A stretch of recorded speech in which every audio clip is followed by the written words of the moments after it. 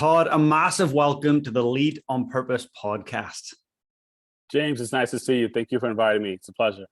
Oh, the pleasure is all mine. Look, I'm so excited to chat about DEI and what that means for leaders, for the corporate space. And there will be some leaders listening right now going, yep, that's a big passion of ours. We're really focused on that.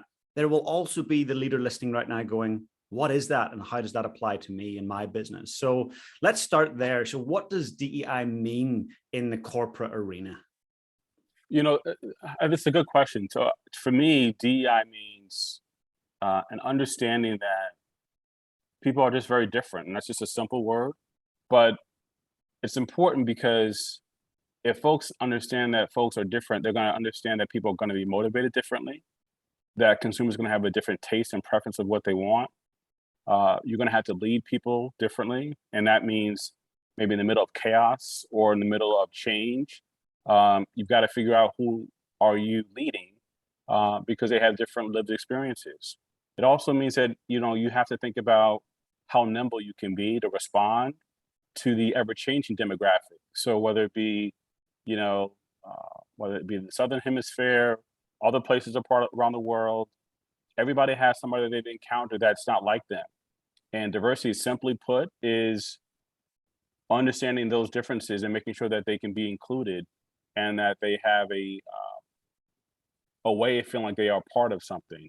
And if, honestly, James, if we kept it that simple, we wouldn't have the divisiveness around the topic or the word.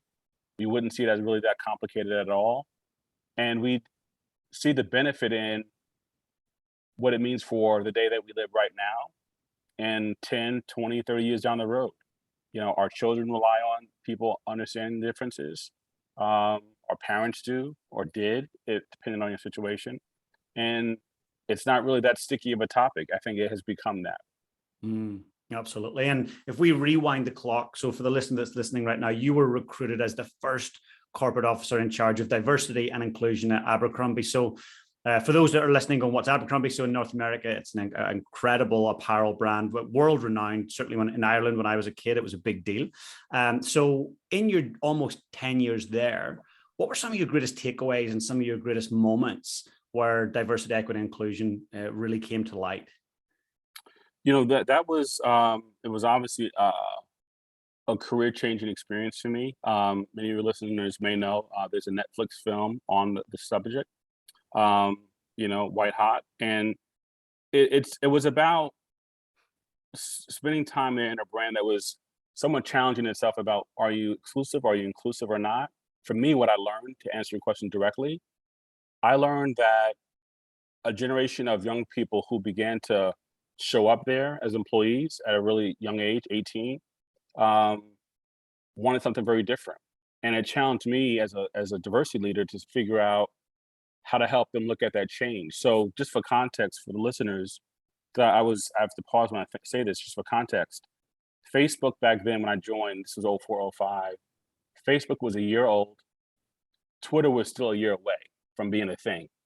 So if you imagine this lane of people who are young, who came from and are part of a generation that's a lot more diverse than mine as an Xer, they were curious about who they were surrounded by. They were curious about who was in their friend circle. They were curious about the world around them, and as it was growing, they were finding places on the map that they didn't even know existed.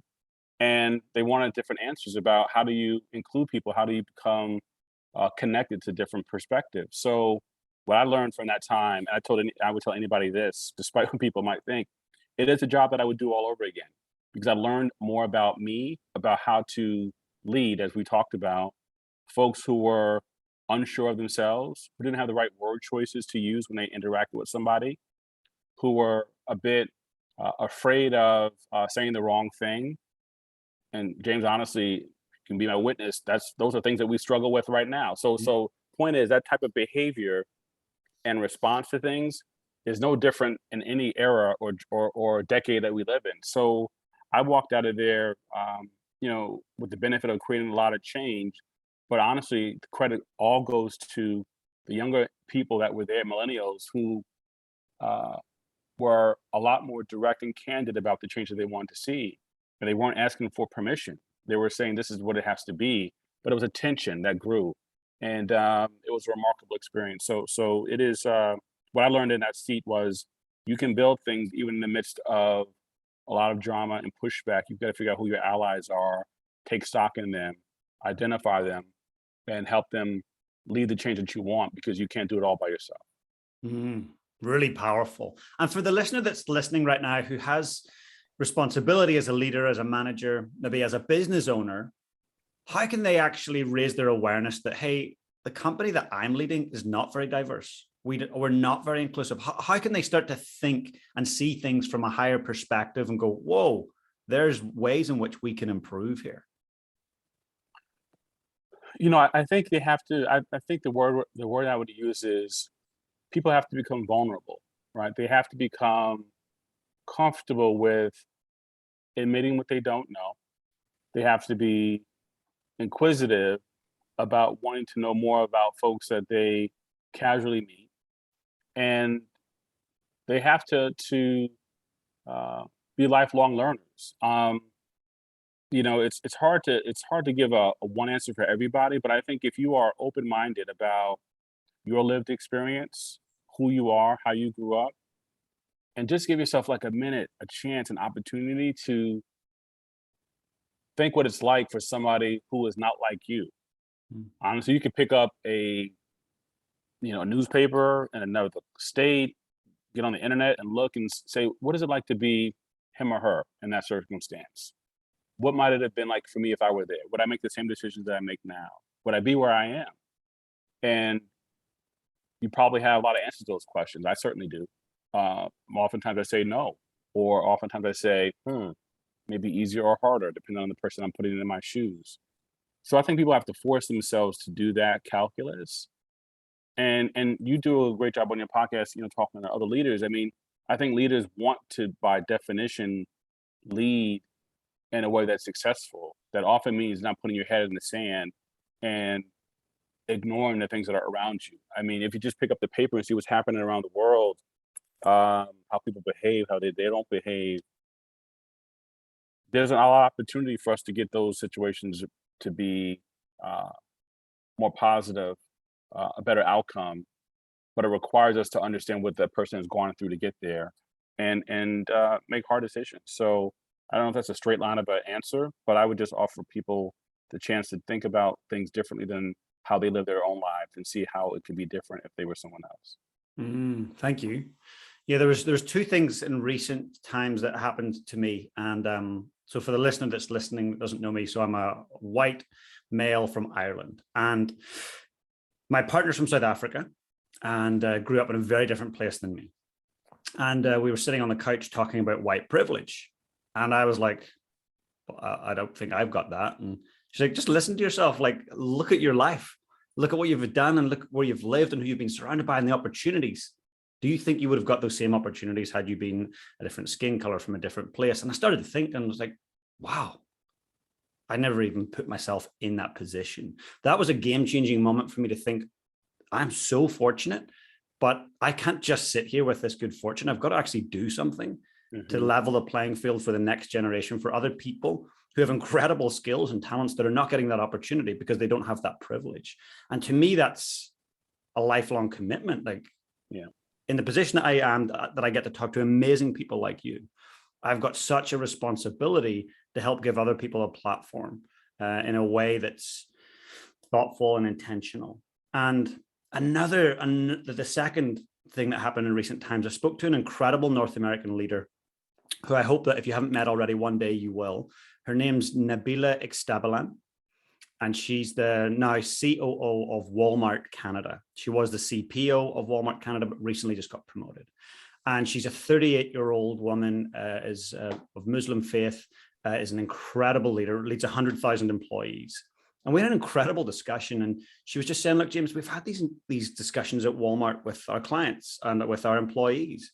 And we had one employee who had done a workshop with us around DEI and then went to a family barbecue within a week or so. And someone at the family barbecue was using language that was derogatory towards another race.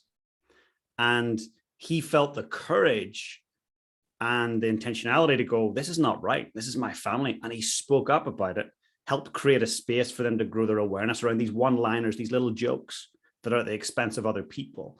And I think there's such power. I had it happen recently where I was here in New Zealand and met with two individuals. One was a leader, and they both started having these racial innuendos about another race. And I was like, guys, that's not right. Like, I can see that you're enjoying it and you're laughing, but like, let's think about the other person for a moment. So my question to you, Todd, is when the listener that's listening right now is in a position where someone around them is making a racial joke or a joke about someone of a different gender or background, how can they have the courage? What are the conversations they can have to redirect that conversation and grow the awareness of that individual to say, this isn't right, like, stop this? Yeah, that's a great question. I always tell people, you use your voice and your authority, right? So, and I'll describe myself because you did it for the audience. And you're right. If they're not looking, if they don't see me, black male, pronouns are he and him. I tell people that if you're in that moment, if you're nearby, you can't be a bystander, because when you are, you're honestly, you're complicit. So think about word choice like, hey, I overheard you share something about, immigrants. I'm actually one myself. And what's interesting is I think if we uh, had more awareness about who was around us, we probably would use different choices of words. It can be that simple. And the person likely will be either caught off guard, will certainly be stuck in the moment, like, what do I do now with this person who's challenged me?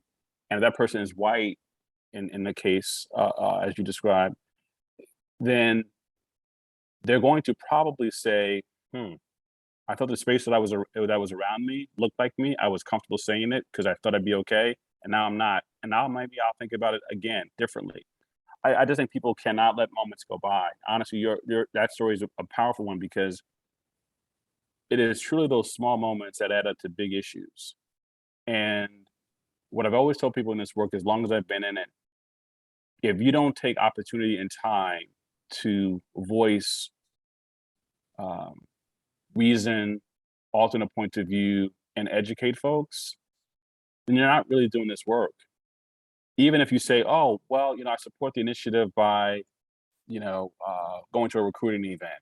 Well, that's fine. But in a booth, recruiting people, if it's in person, is one thing. But behind the scenes, when you are responsible for altering behavior, is a completely different thing. Because leaders have to show up doing a couple things. One, leaders have to show up understanding who the employee is.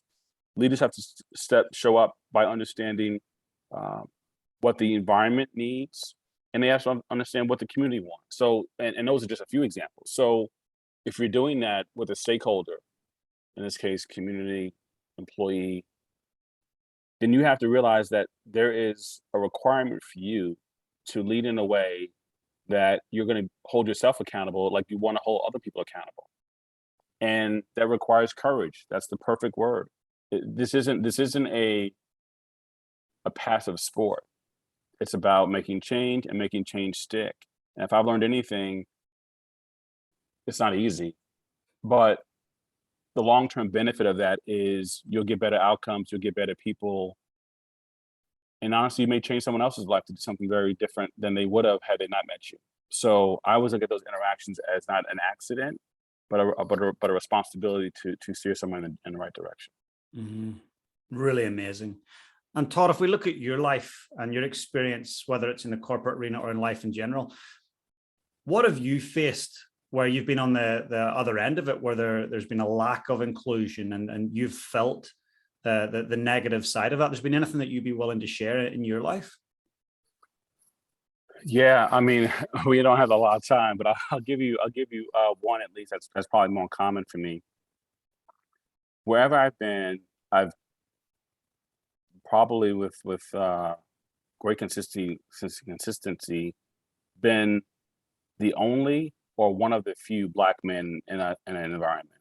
Certainly at senior levels. So currently I lead the global office at Carhartt, and senior most Black executive there. But I was also the most senior Black executive at a consulting firm in Manhattan, in New York, right out of business school.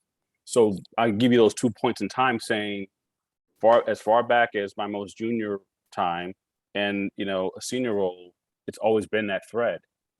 So what I would say is, and this is certainly more on my early years, because I've had increasing seniority, so I've been able to challenge it a little differently. The same thing is true though, which is you always have to figure out how to validate yourself. Meaning, someone will say, "Oh, I didn't know that you are the lead consultant on this project," or "Oh, you're so articulate for a Black man," or "Oh, um, oh, you went to that school?" Oh, so those moments of pause have been with me for as long as I know, and my story's not any different than anybody that you might meet who looks like me. Point is, in sharing it, is that you have to always figure out how to, again, turn that around, call it out, or again, perfect example that we just pulled in from your example, have people who are going to be allies for you, who look different than you, who can say something on your behalf. Because the burden is not on me always to educate you about why that was offensive. I have to live with it, first of all, process it secondly, and third, I've got to shake it off and keep going. And I would say that being the only has always been something that I've had to manage through, and it's exhausting. To quite honestly, it's just exhausting. So I always encourage people to think about, what is it like for that person to be them in this environment? What is it like for them to feel like that they are going to be heard, um, valued, understood, given that great assignment at a job or a workplace, or that promotion, um, and that take another step, which is, how do you tell the people who are hiring talent to do that when they hire? How are you telling people to do that when they are onboarding that talent, when they're growing that talent, when they're further developing them, and even maybe when they exit them? So if you think about that talent life cycle, that ability to make sure that everybody feels like they are included has to happen at the hiring stage, the onboarding stage, the growing stage, the developing stage, and even the exit stage. And if you can make sure that you weave inclusive leadership throughout all of those uh, streams of the talent cycle, then your organization is probably doing okay, because you probably can attract them and keep them. And that's what it's about. Really incredible. And for the person that feels like they are the other right now, they are the only right now, maybe they're the minority, and they are experiencing what you just described a moment ago, and you said that it's exhausting, but you shake it off. What advice do you have for them around how you have learned to keep moving forward and to shake it off? What do you do that helps you keep moving? I surround myself with people who remind me that I deserve to be here. I surround myself with people who tell me and assure me that you know that I did either the right thing, or it was spot on, or even say to me, "Todd, on that one, you're wrong. So you should really think about that one differently." Okay. So it's humbling. So I surround myself with people who are going to be honest with me about how might be reacting, because I want to make sure, like, I don't want to fly off the handle. Like, did I get it wrong? Did I miss something? Because the stressor of having to go through it all the time, or being on that side as another, can sometimes uh, make you react quickly, sometimes too quick. Sometimes it's certainly warranted. Other times it's like, okay, well, let me back up. Let me see. There's something I do. No, no, this one I was right on. So I surround myself with people who are going to reassure me about um, how I did. And in cases where my response was warranted about, being, I don't, either mishandled or quoted, or shorted for an opportunity. See, if you need to think about being somewhere else, then you should be confident about that also, because you're good at what you do. You've earned what you have, and you don't need to apologize for that. So I think I always make sure that those conversations are ones that I'm having regularly. And that's a small circle, James. I mean, that's not a large, pool of people. I would suggest somebody finding 3 to 5 people they can always rely on that might help them think those things through, because you need that. You need a community, a village, if you will, small one, but you need one that's going to be honest with you. Yeah, I absolutely agree. And for the company out there that doesn't embrace DEI into their DNA, what's the cost for that company? So are we talking about the cost for internal or external or both? Let's look at That's both. so the internal cost is turnover.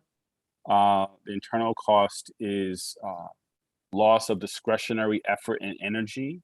I mean, imagine the woman of color, or the woman of Muslim faith, with a hijab, or whoever, feeling like they're not a part of the environment that they're in. They're not going to give you 150%. They're going to give you what they need to give from 9 to 5, and probably looking on your dime for another job. You're going to lose the level of creativity that you need on a team. I mean, I've had the fortune of being in a lot of retail brands, and I can tell you, without a lot of different people around the table, either looking at a pair of denim or whatever it may be, or designing something, having one point of view, one lived experience, you cut yourself off from having the best new thing, the best new idea. So that's some of the costs, and I can give you a whole list, but certainly, turnover, discretionary energy, lack of creativity would be my top 3.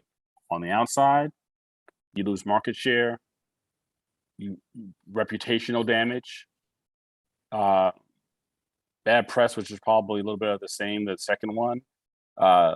You certainly lose, momentum to grow the brand. So I would say the cost, I've never understood this. The cost for these type of things to go wrong is so clear that I'm sometimes amazed that people are comfortable with their ignorance, or their whatever ism they're holding on to, racism, sexism, you can fill in the blank, that they'll let it cloud their better judgment to do the right thing, to create an environment for internal people to not leave, be more creative, to give their 150%, stay the extra mile, that sort of thing. That their ignorance will get in the way of those things happening, because they just want to hold on to, their bad behavior. Unfortunately, though, it's still blinding to people. People still have it. So I would tell you, any organization, if you're listening, even if you don't have a formal D&I strategy, get a focus on what it's like to have people who are different in your company or your brand. The smallest mom and pop shop to the largest one. And James, you can take this outside of corporate. I mean, certainly nonprofits have the same thing. Certainly, healthcare organizations have the same thing. The work around DEI is not a trending word, although some people create that kind of persona around it. It's not. It is pure business play. It is meaningful work. It relies on us to be the best that we can be. And honestly, if you think about the question of what, let's say a purpose-driven brand is, purpose-driven brands are brands who are trying to answer the question, why do we exist? Who do we serve? And, how we can be better for people. Well, that's the way of the world right now. And that if you're trying to be the best that you can be, you got to be able to answer those questions. And if you can't even get past DEI 101, then you're not going to answer those other questions, because you're going to be short on answering the question around people. How do you support them? You're probably going to be short on answering the question around how do you protect the environment. You're probably going to also be short on the question of how do you impact the community in which your business is doing business. So, you got to put the resources where the things need to be put. And this is certainly one of them, in my opinion. That's great. And here's an interesting situation. This has happened more than once. I'll go and work with a company, and their executive level and their senior level of leadership, there's a large dominant white male presence, anywhere between kind of 40 and 60 years of age. And often I'll say, okay, let's chat a little bit about what's happening here at the leadership level. Let's chat about diversity. And often I'll hear this, it would be great, but right now these are the people that we need, and they've got the skill sets. And, for us just to be thinking about diversity, we might not get, we might get diversity, but we might not get the cognitive skills that we need. So right now we just got to stick with this. But I hear the but, and I'm like, wow, there's the problem right there. Yeah. So for the leader that's listening, and there will be a leader or maybe more listening going, ooh, that's me. Look at my board, look at my executive level. Wow, it lacks diversity in gender, ethnicity, everything. What do they need to hear right now? How do they need to think? What questions should they be asking themselves? Well, I first of all would say to that person, you should answer the question. First question you should answer is, do I ever hire anybody that isn't smart enough, good enough to do the job? The answer to that question is no, because you don't. So I then say, then you should not use this as a qualifier for diversity, because no one ever said hiring diversity meant hiring someone that could not do the job. They just had to be who they were, black or woman or whatever it is. So first of all, you have to dispel that myth. And then if they're smart enough, they say, oh, yeah, I mean, I guess I am qualifying it. Then you say to yourself, okay, so then where do you go to get other traits and skills that you don't have on your team? Maybe a team that's bilingual, maybe a team that has lived abroad, maybe a team that has, I don't know, a different lived experience that brings a unique perspective that the customer might have or the new customer is having. And you say to yourself, okay, yeah, I want all those things. Well, if your team is all white men, I'm going to assume that you probably don't have people that are going to check many of those boxes that we just talked about. So then you get them to say to themselves, oh, I guess I could benefit from having somebody, who lived in Brazil and speaks another language and on my team and has lived perspective. Okay, well, how do I find it? So then you do the hard work.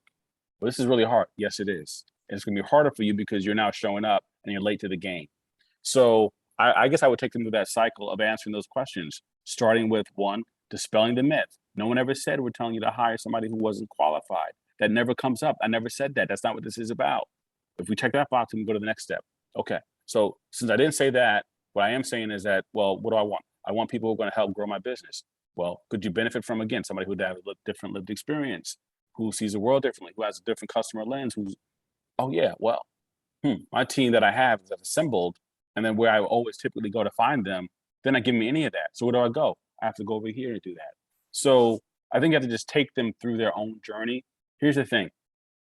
What I've always seen work in this work is when it becomes the person's idea for the change. What I think I have been really fortunate with is finding ways to take people through that decision tree so that they decide on their own that this is what they want to do. Because when they do that, then one, it's a better idea because it's theirs, and I have no problem letting that be the case. Two, it sticks more because they own it.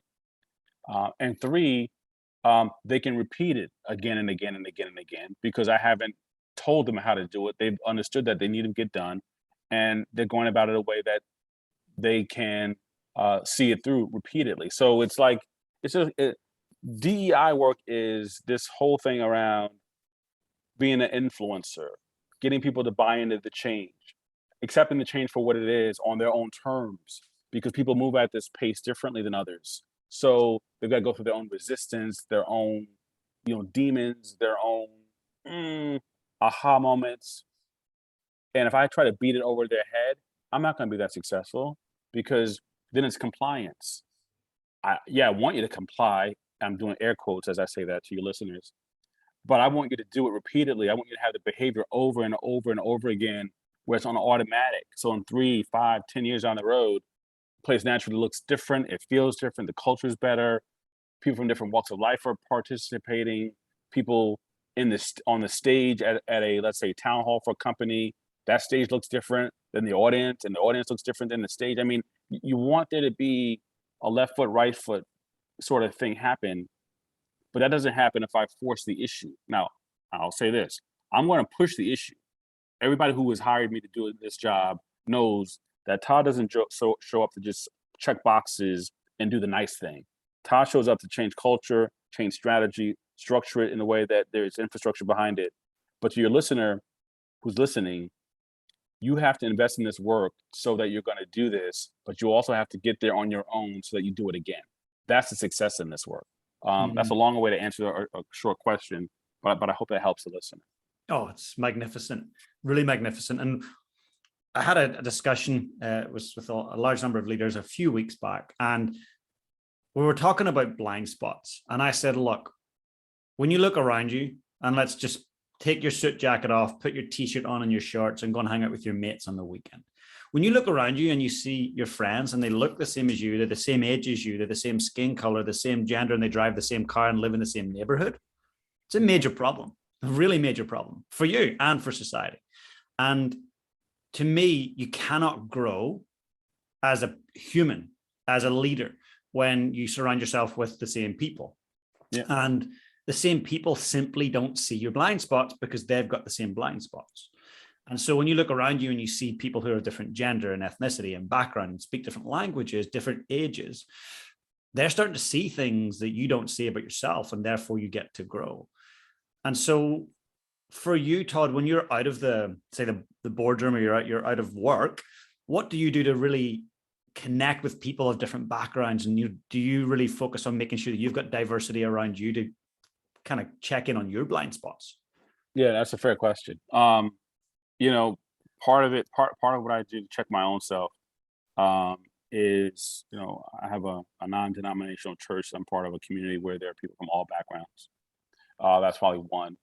Two, I read things from all sides of the aisle, if you will. Some things that are not things that I want to read, but it forces me to hear somebody else's point of view or perspective. Different author, different ideology, so that I can kind of listen to what's going on. I remind myself to spend a good amount of time of finding even things on Netflix that might not be entertaining to me, but it might be a different point of view.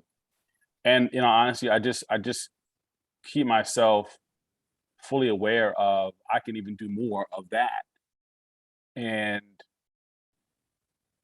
remind myself that your best advice is probably from somebody who gives you a different point of view. So back to the thing that I shared earlier, 3 to 5 people who you can surround yourself with, and those 3 to 5 people that I shared earlier, they're all different people.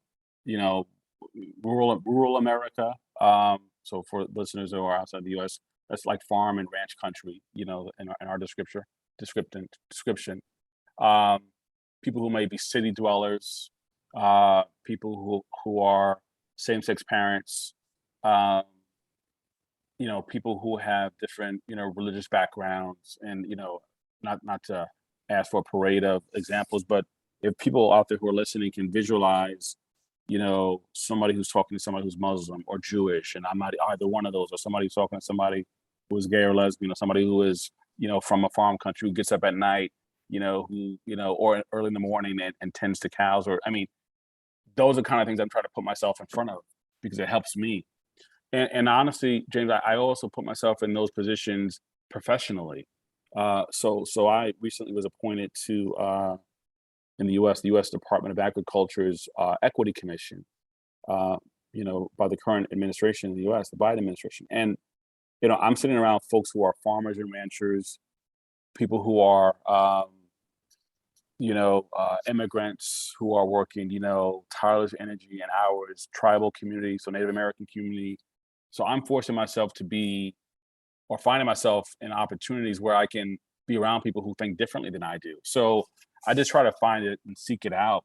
I can certainly be better and do more of it, but I would say keeping it as a priority to always look and examine, and knowing that I can't look at the same network every day, read the same paper all the time, never go outside of the, 4 or 5 miles from my home.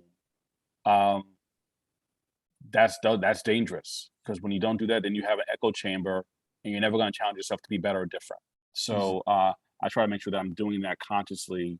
And again, nowadays it's as simple as just downloading an app from a different state, joining, volunteer efforts, which I do, and need to do more, but find ways to be in front of different people who are not like me, honestly. Yeah, and right now, this moment, with you and I connecting, you're different from me, and vice versa. And I'm getting to see your amazing perspective, and every listener right now is getting to hear your perspective. So I think this is a great way for us to be covering some of those blind spots that we've all got. Now, what do you feel is the next level of DEI work? So I think the next level of DEI work, and I have a really good opportunity in doing some of that now, is connecting DEI work to work around the environment, work around community impact. And I say that because DEI work to me is foundational work for a brand or for a company. I also think, and I'll call that social. I also think work around protecting the environment and community are also foundational things, work streams.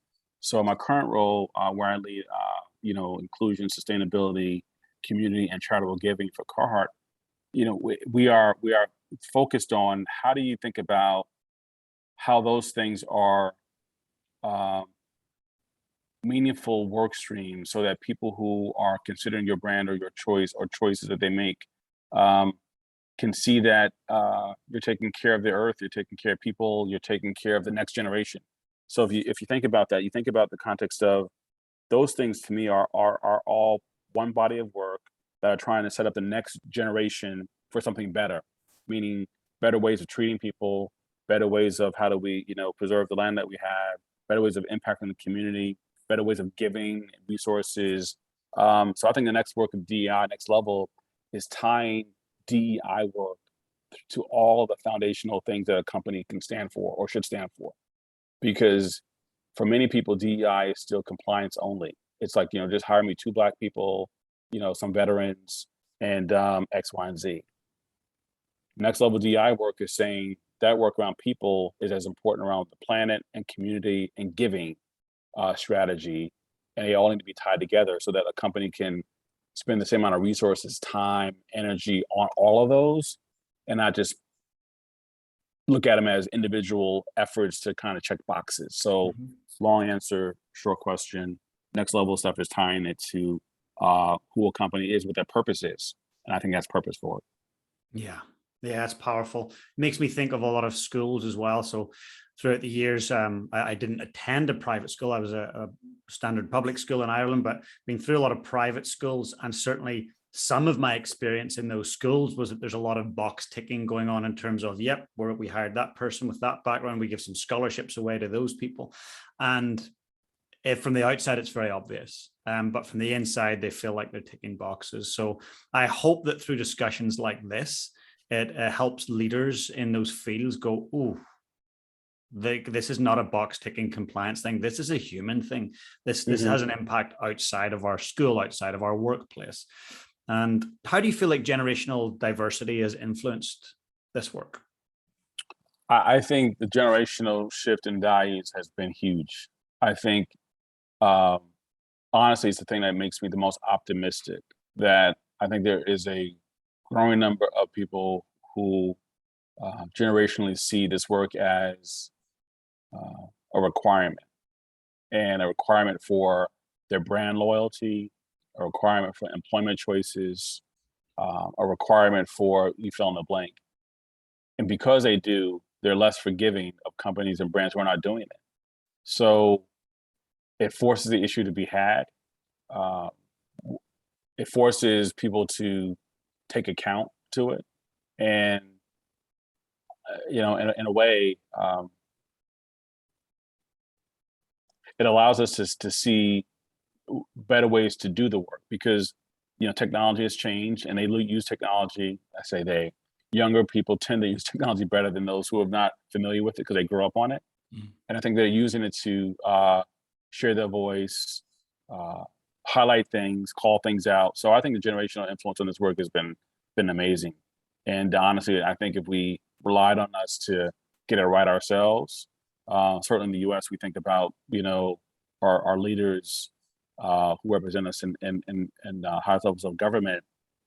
Many of them come from you know the same generation. And I think younger people are saying, well, how do we shift some of that thinking? Like, what can I do to be involved in that? Or companies who are led by people who, um, haven't lived the experiences that they've lived and say, well, how are you going to speak for me if you don't know what I need or what I want? So I'm grateful that we have it. I just hope that we can weather through some of the, challenging moments that I think we have as a country, again, in the US particularly. And we have people who are going to keep pushing on that. So Mhm. I'm optimistic. It certainly has encouraged me and has made my life easier and better. And I wouldn't be where I am without having the moments of tension that I've had with them to create change in places that, again, like A&F or even now, um, and some of the things I'm involved in. So I'm encouraged by it. It's brilliant. And it's so interesting. I was interviewing an amazing female leader about a month or so ago, and she said, James, I'm looking at TikTok a lot. And she's probably similar age to me. So and I laughed. I was like, really? She's mid to late 30s. And she's like, yeah. I was like, why do you watch TikTok? Like, I just don't get it. And she went, honestly, I'm learning so much about Yeah. diversity, so much about things I need to be focused on. She said, it's an incredible learning tool, and the algorithm now knows what I'm about. And so I'm getting all Hmm. of these amazing, young people coming up with these incredible thought processes that I'm not even Yeah. engaging in. So you're right. The generational influence is huge. Yeah. Yeah. And it's funny, I sit, on weekends, and my wife admits she's going to hear this podcast, so she'll get upset. But we actually bought her a T-shirt that says, I'm a TikTok mom. So I mean, she watches it all the time. So I sit there and I look at it, and at first I was like, why is she doing this? But to your point, the guest you just mentioned, it's informative. You hear things you haven't heard, you see things you haven't seen. It reminds you of how people are communicating. And honestly, it should inform you, back to, what we've been talking about largely leaders. It informs leader of how to even uh, break through to somebody, because you might need to think about how to talk this way or show it that way or use this or describe it like that. And if that's the forum, that's the forum. Um, so I think you have to be, really become one with technology and embrace it, and not be afraid to learn from it. So I completely agree with that point of view. It's an informative tool. It really, really is. Yeah, it's fun too. Now, we talked a little bit earlier about purpose driven. So, for the person out there that's going, I want to be a part of a purpose driven culture, or I want to create a purpose driven culture, what does that look like, and where does a person start? I think it starts with auditing what you're currently doing as a company. I think that's auditing, saying, do we make every decision with key things in mind? Meaning, are we holding ourselves accountable to good behavior? Um, are we, let's say, making final decisions with that moral compass that we've all bought into, whatever that company's moral compass is? And are we reimagining ourselves to be better than we think that we are? And if you do those things, then you can answer the questions of, well, why do we exist as a company? Who are we trying to serve? What do we want to make better? Because those are the questions of a purpose-driven company. Like, I want to serve this community. I want to serve hardworking people, or I want to serve, you fill in the blank. Um, I want to be better for the environment. I want to be better for, people who are, I don't know, essential workers. And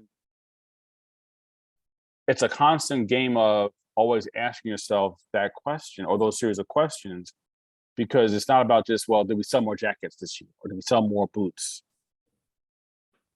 Your brand exists for a reason if you're purpose driven, and your history isn't just history that's on the shelf because recited it so many times. Your brand's history is that for a reason to be pulled forward, because you must still believe that. Now, somewhere along the way, companies, they've lost their way. They've lost the reason why they exist, because now it's about profit and loss, and not about, giving back to the community, or, closing the gap, or providing, quality product that can be passed down to generations. I mean, if you're not asking yourself that question all the time, again, why do you exist? Who do you serve? What do you want to make better? Then you're not really in the purpose driven business. You're probably in the business for business. And that's fine if that's what you want to do, but you can't claim purpose. So I think companies have to decide what they want. And to the point that we just raised about generational issues, I think younger people, the new generation is going to begin to ask more about, what is your purpose? Why am I doing this? Why do I decide to work with you? Why am I deciding to give you my discretionary energy, which is at 150%? Why am I trying? And then all the whys, And if your why is like, well, because we sell the most sneakers, and so I mean, I would say that if you're going to build it, one, start with asking this is the question. Start with asking, auditing yourself about what you currently do, what you currently believe, and start to ask the questions of, you know, why are we doing this? Why are we trying to be? How can we be better? And who are we serving? Then you just kind of got to go through that motion. And if you can't answer those questions consistently, again, then accept the fact that you're just a business. Again, you have to decide whether or not that's going to be lasting strategy. Because I would tell you it's probably not. Mhm. Because I think people are going to be getting to ask or have been asking. Certainly, COVID exposes, right? When you could work from home for some people, not everybody, for many who could work from home, still contribute, and they were wondering about whether or not they're going to live or die because of the illnesses or the pandemic. They were asking different questions. They wanted different answers. So if you can't answer those questions for people, they're going to work somewhere else. So, or work for themselves. So if you want to be purpose driven, you can have the best talent, but you have to be able to answer those questions. So start inside, examine yourself, answer key questions, and keep asking those questions repeatedly, is what I would say. Epic. And it's interesting. I hear the word belief coming up, and we've all got beliefs, global beliefs about everything, love, relationships, money, all these things. So we've also got beliefs about business. And a leader who's leading a company has a belief around what business is there for. And I was chatting with a leader maybe 2 or 3 years ago, and I says, what do you believe about business? And that's usually if I'm working with a client and I'm trying to get to them, I'll always ask them about their beliefs and say, what do you believe about business? And their response was phenomenal. They said, look, very simply, I believe business exists to serve society. I was like, yes, this is excellent. Because Yeah. usually it's like exists to drive a profit. Businesses, are profitable machines. And yes, that's part of a sustainable business, but it exists to serve society. So what do you believe about business, Todd? I mean, I certainly I would certainly echo the serve society piece, but I think business exists to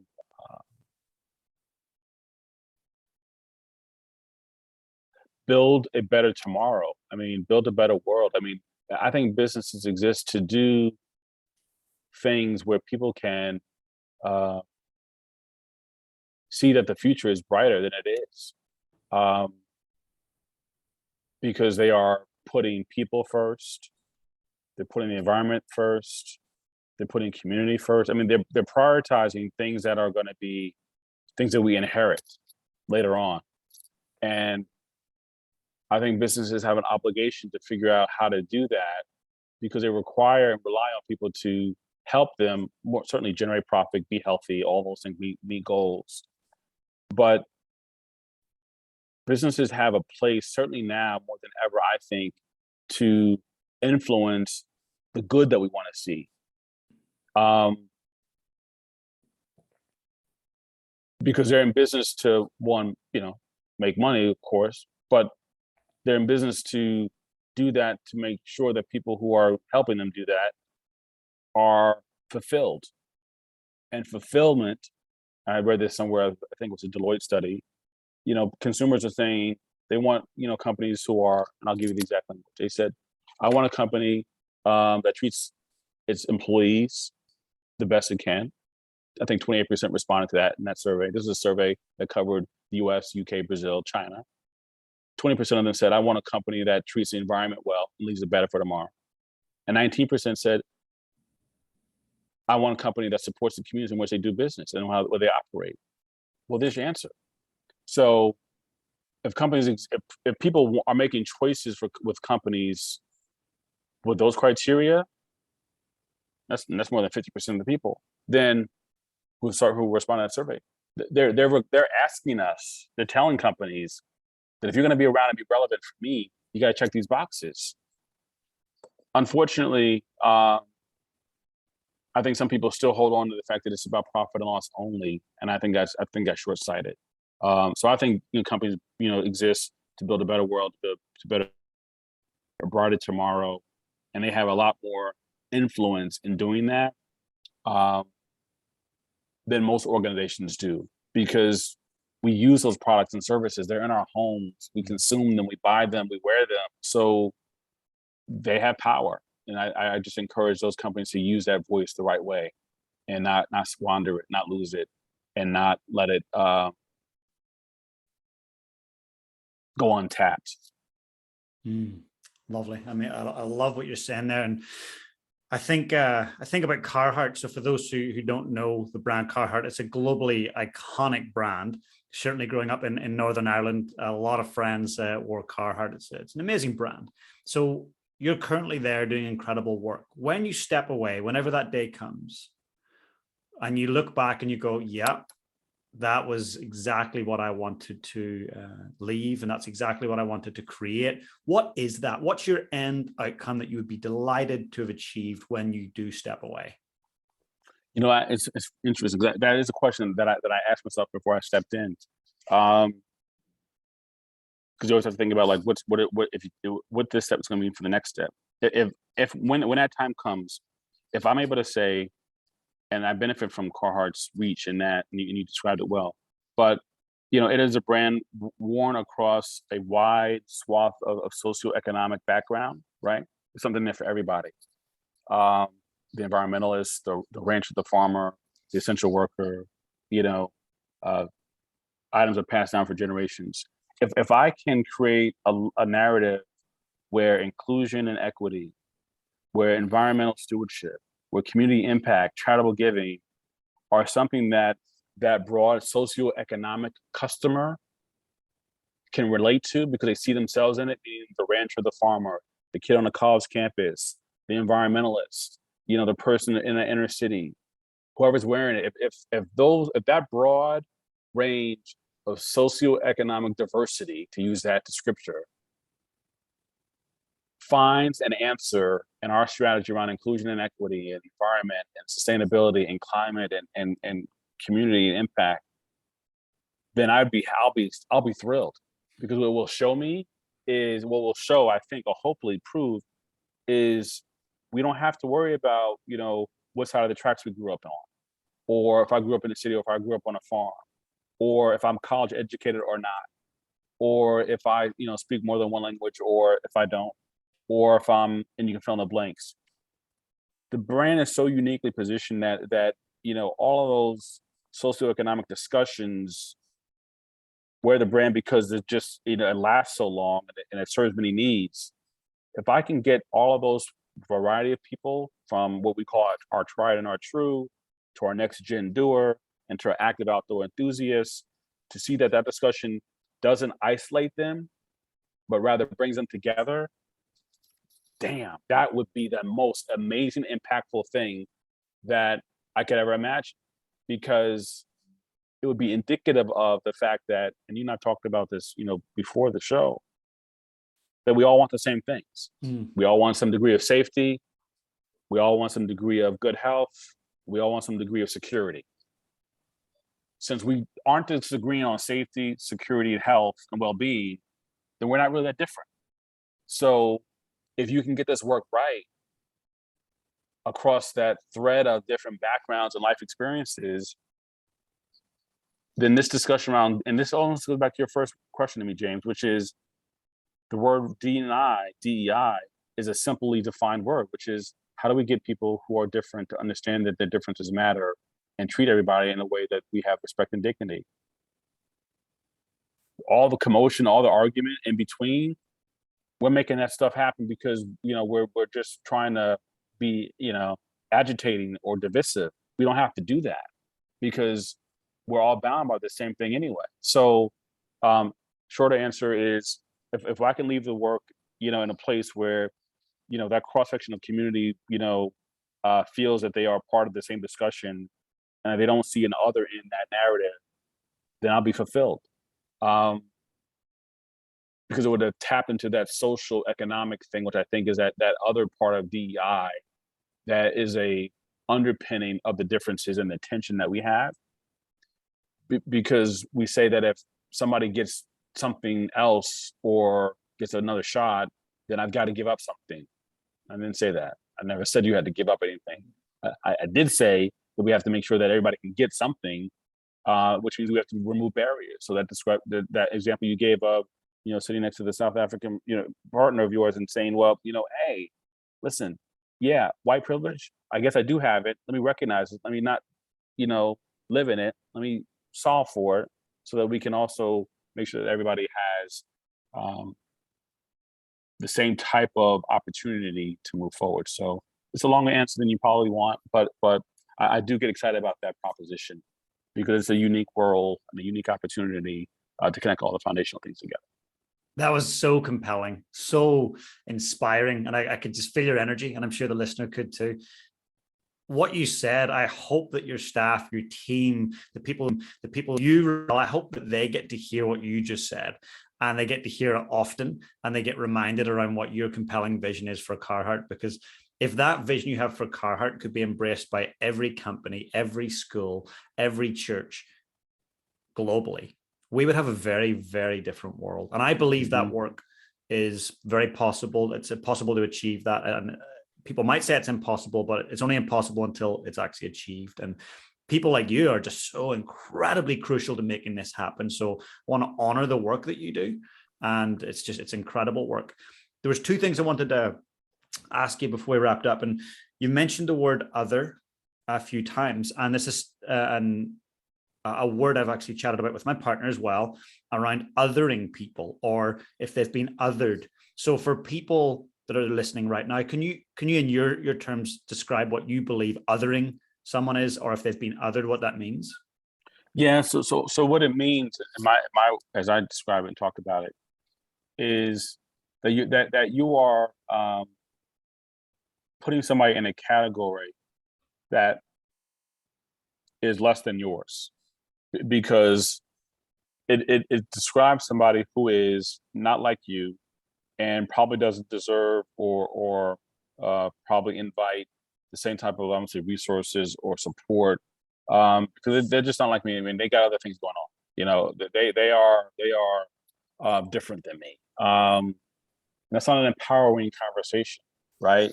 It is a way of, my opinion, belittling the differences that we have, rather than saying, that person has a different lived experience than I do. How can we figure out how to, be connected and meet in the middle or understand each other's point of view? Othering is simply, it's a way of dismissing people who have, different worldviews, different challenging, different challenges, and not supporting them for what they bring to the table. So, it's a word that's probably emerged in the last few years, but I think it's just a way for people to describe the broad diversity that is out there and categorize them in a way that, we don't see them for themselves, because we can't even name it. We just say it's other. And it's so interesting, Todd, that this literally happens at the dinner table. This doesn't need to be happening at boardrooms. This is happening at a familial level. And I guess the change actually starts to happen in families and people having discussions around what othering means, and them and us and pronouns, and having those powerful discussions. And obviously in the last week, there's been some really disturbing things happen, and we've all seen it globally. And that's, to me, the biggest opportunity here is that we've got to lead from within, and lead within our families, and have discussions, and courageous discussions with our kids and our nephews and nieces, so that we start to diminish these terrible things that we see happening on the news. And the work that you do is, it really hits me, man, deep. It's the most important work. So thank you. And I'd like to ask you one last question before we wrap up. Yep. If we were to fast forward many, many years, and you were on your last day here on earth, and you knew it was your last day, and a young person that you loved very much asked you a question that said, "Hey, Todd, how can I go through my life and lead it with purpose?" What would your answer to that question be? My answer would be, listen to people around you. Don't prejudge, and ask yourself what you can do to serve them. And I'll leave the listeners with this, because I went to